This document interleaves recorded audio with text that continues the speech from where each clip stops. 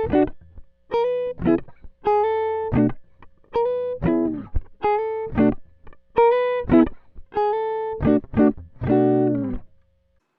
guys, today we're here with another Scrawlr Box video. This one was for June. I don't think I'll be getting one for July or August. I did cancel my subscription temporarily just because I'm so busy trying to get stuff ready for the street fair that I'm going to be in.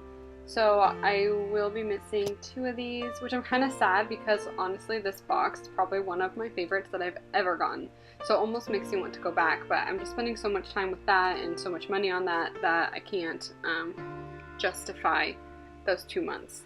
So as you'll see, of course, Scrawlr Box comes with a piece of candy. This one, the best thing I can compare it to is like a Laffy Taffy, but it had 2 flavors, and it was apple and raspberry, and it was pretty tasty. So, as you saw, I kind of freaked out a little bit when I saw what was inside this box. I've been wanting to buy myself a new watercolor palette for a while now, and this box came with a watercolor palette. It's Daler Rowney. I've not tried any of it, and they're not like the most expensive watercolors in the world, but I love that we get this cute little travel set with a tiny little brush in it. My Winsor & Newton came with a little tiny brush as well, but I lost it. So hopefully I don't lose this one. It also came with Faber-Castell Polychromos pencils. There's a green and a brown one, and then a Staedtler Norris erasable colored pencil, which I really like because I have a hard time finding erasable red pencils, and I really like to use them for sketching, so I really appreciate that. And then we get a Uni Posca Ultrafine marker pen. I've actually never used Posca markers before, so it was kind of fun to get one. Also, yes, I had a friend over. We were eating pizza while I was filming this.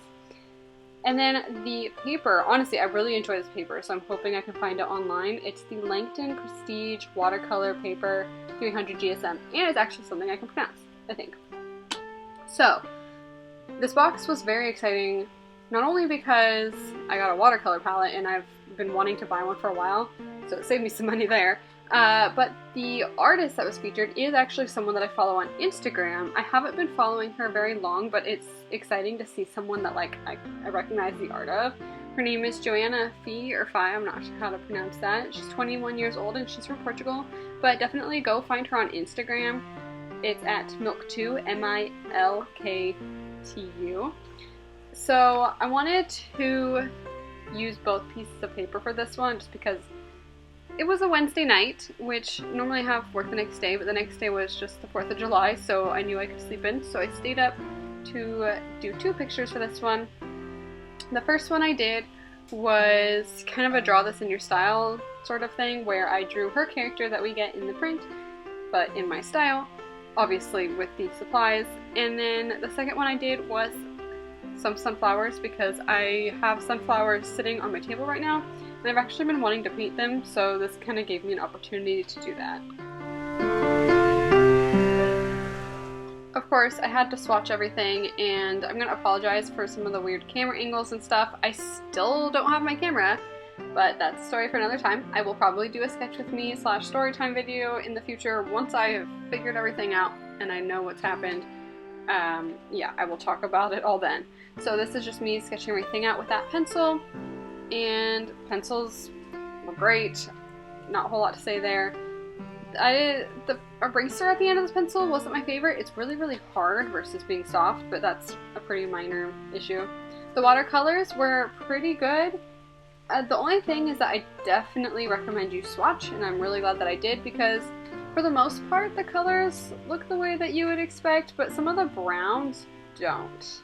So I'm used to my little Winsor & Newton travel set, and so I mean, you go into this set being like, oh, the colors are pretty much all the same, but they're not. The browns they're not the same. It's missing like a really dark, rich brown. I don't really know what color it is, but the one that you would think is that really, really dark brown is more of like a muted light brown, and the other ones are more red brown. So you're kind of missing that color, which isn't a big deal, but it is a color that I tend to go to a lot when I want to make grays. I grab that color and some blue and do that, which, I mean, it didn't affect this piece today.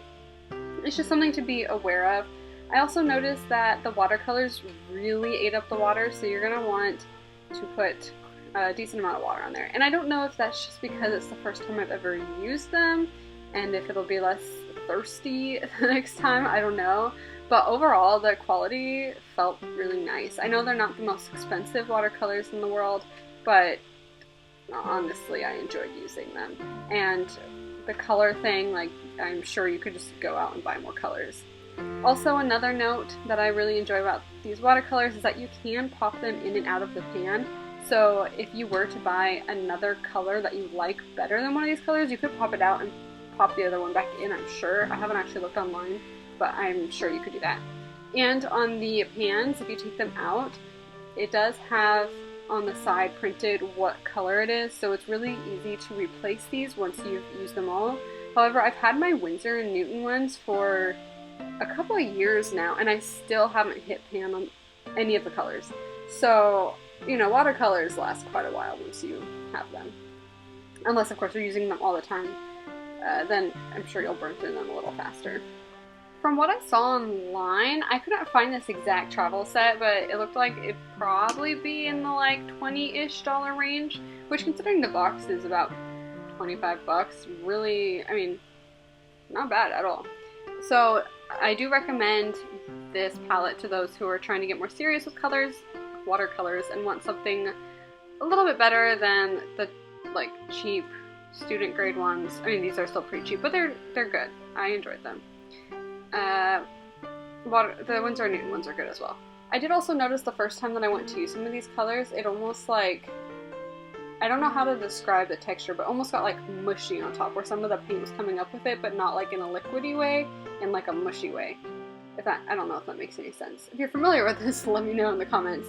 It wasn't a big issue, and I only noticed it on one or two colors, so, I mean, pretty minor. I'll definitely be playing with this in the future, and I love the fact that it comes with a little tiny brush. I will be going camping later this month, actually. I'll be going to the gorge, so I kind of want to take this watercolor palette with me because it's relatively small. It has its own little brush, so then I'll just need like a little container and water, and I could hopefully do some watercolor paintings while I'm there. I don't know how much time I'll have, but I might bring my watercolor sketchbook and play around in that. Well, that's about it for this video, guys. So if you haven't already, like, comment, and subscribe. I'll see you all in the next one.